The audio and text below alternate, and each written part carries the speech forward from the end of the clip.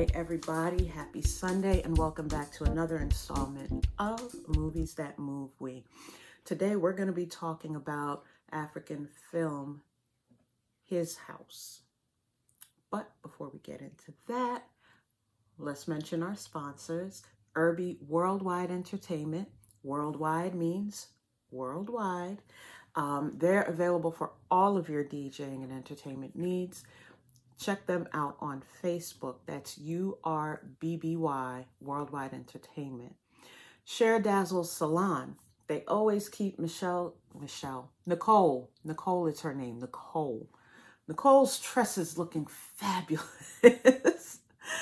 Check them out if you're in the Chesapeake, Virginia area and you need your hair managed, okay? And Color You Cosmetics. Nicole is a brand ambassador for Color You. They are in Georgia and Virginia. They will show you how to put on your makeup. You can purchase makeup from them, and they have a makeup school. So you can learn how to become a makeup artist. Check them out. Color You Cosmetics. That's COLOUR, the letter U, Cosmetics. And if you liked our opening music, then you need to go check Robert Rice Jr. out on his page, smoothology.net. You can listen to and download all of his music there. Again, that's Robert Rice Jr., smoothology.net. So let's get into it. We've wanted to do review some African films for a long time. One of Don's favorite shows on Netflix, he used to gush about it, was Queen Sorrow. Yeah, Queen Sorrow. And he wanted to review that one, but guess who hasn't watched it yet? Yeah. So, you know, we usually talk about African American films because, hey, that's who we are. We're African American. But I think we need to take a look outside of our own space and see what other folks are doing and how they are writing their experience. So today's film was written and directed by Remi. This is his debut full-length film project. It came out in 2020 on Netflix. He's done some smaller stuff, television series, shorts, music videos, and not to diminish what he's doing. I'm just talking about smaller as in shorter screen time. But I have to say, he and his team of writers, they really knocked this story out of the park. You get right into the story from the first few moments. They don't waste time doing a whole lot of buildup. You understand that the couple, they're escaping a war-torn area. They're getting on the back of a truck. They have a child with them, and they got to get out of Dodge. So that's the opening scene of the movie. They utilize flashbacks a lot. So whenever this couple falls asleep, they're having dreams about what's happened. They're kind of zoning out in the new space that they're in London. You know, they open a door and they start having visions of what the journey was like over.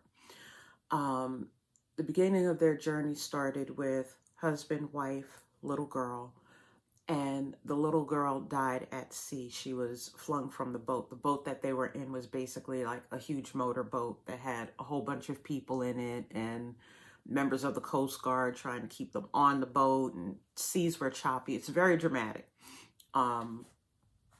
But when they get to London, they're in a shelter.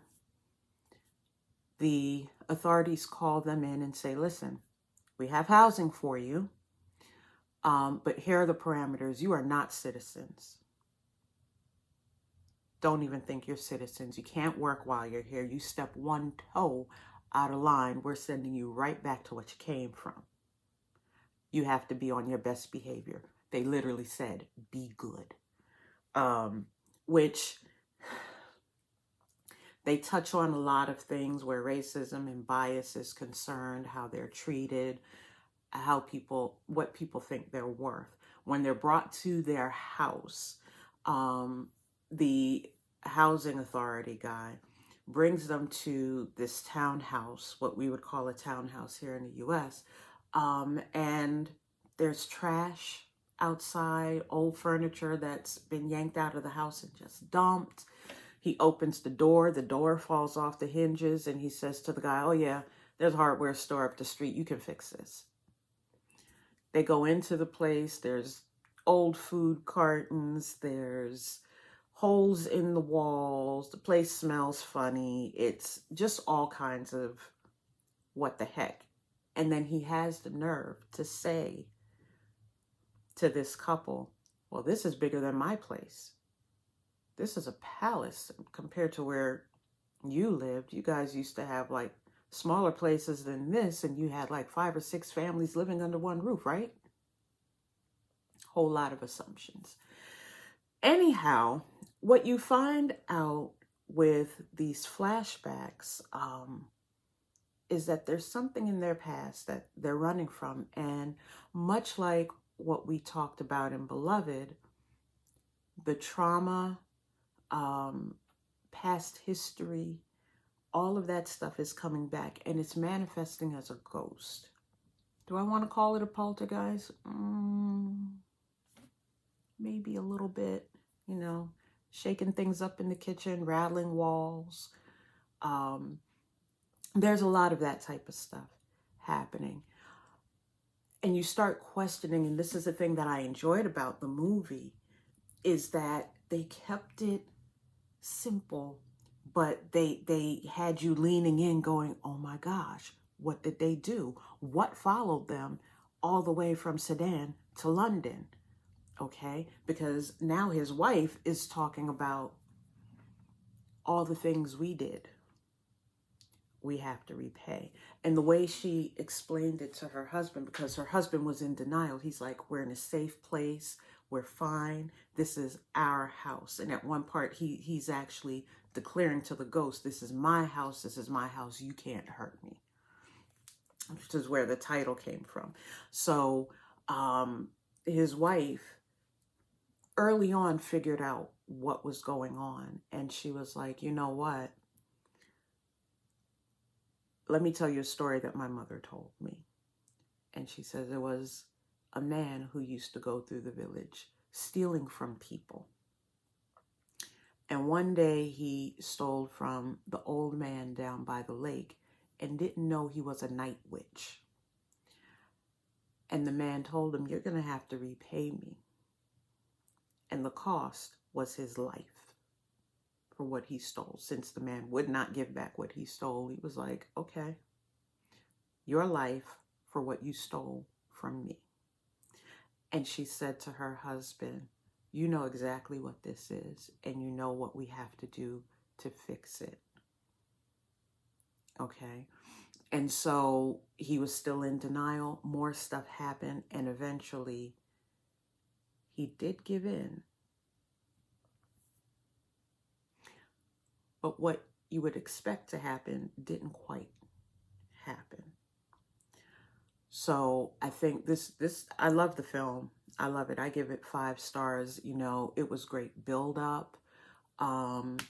It was fast paced. It wasn't like you couldn't keep up with the story, but it was well written, went from one thing to the next thing, and you never lost track of what was going on. It grips you the entire time.